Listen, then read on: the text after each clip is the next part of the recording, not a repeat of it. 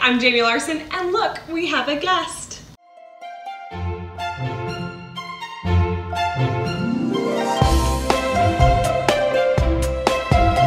This is Mr. Incredible. I know you've heard me talk about him before, but here he is up close and personal. Hi everybody, glad to be here.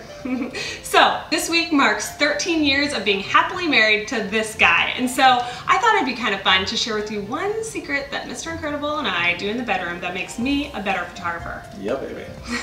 Because the truth is that family is important to me, I'm sure that it's important to you, and when things are good in the home, things are good in my work life and everywhere else. So I bet you're wondering what that thing is. It's how we fight in the bedroom. We call it fighting fair. So we just started to write these rules for fighting fair that made this safe environment for us to work things out and actually have a better relationship at the end. So rule number one is you are not allowed to say never or always.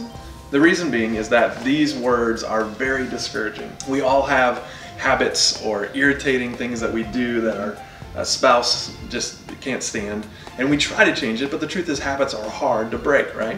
So say there are 10 opportunities, and 2 out of those 10 opportunities I change that habit and it takes everything in me. But later on Jamie says, you never do this, or you always do this. Then inside I'm like, man, you didn't even notice. I'm not even gonna try anymore. I'm not even gonna try to break it, because even when I try, you miss it. So that's why never or always is a word that we have taken out of our vocabulary. The second tip to fighting fair is that there is no stonewalling. I'm not sure if you're familiar with this term, but stonewalling is putting up an emotional wall against your spouse. So let me explain this a little bit better. Stonewalling is not something that I necessarily struggle with, but it's something that I learned that I contribute to. And what I've noticed is in marriages, there's typically always one person who's the stonewaller and one person who is the contributor.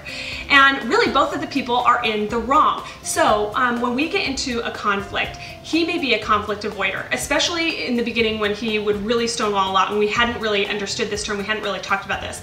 So in the beginning, you know, I was really aggressive, I'm really heated, I'm really talking about things, but what it would do to him is it just would make him shut down emotionally. He didn't want to have to deal with it, he just went along with things, basically anything to keep me quiet, right? Yeah, there was just too much drama, too much angst, and it was just easier to just say, you win, whatever you want, and just check out. But the problem was I didn't want to win. I really did want this conflict to be resolved in a healthy way. And so what I realized, and this was huge for me, is that if I don't want him to stonewall, then I have to create an environment that makes him open to sharing his feelings and thoughts, and where I am not belligerent, just totally cutting him down throughout. As a recovering stonewaller, I've learned that I needed to grow up and to have some courage and to engage, because my marriage is worth fighting for. Yes, it is worth fighting for. So it's really a two-way street. Yep. So to kind of wrap this up, one of the things that is kind of the foundation of all of our rules for fighting fair is that we don't fight traditionally. Traditional fighting is there's one winner, there's one loser. And you go in there with as much ammunition as you can to try to win the fight.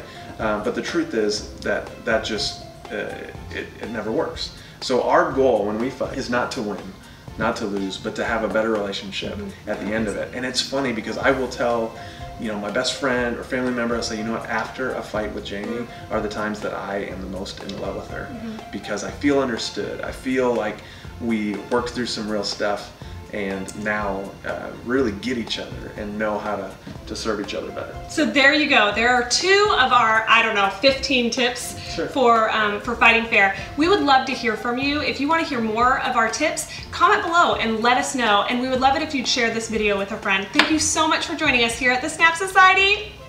I've always wanted to say this, where everything clicks. Where everything clicks.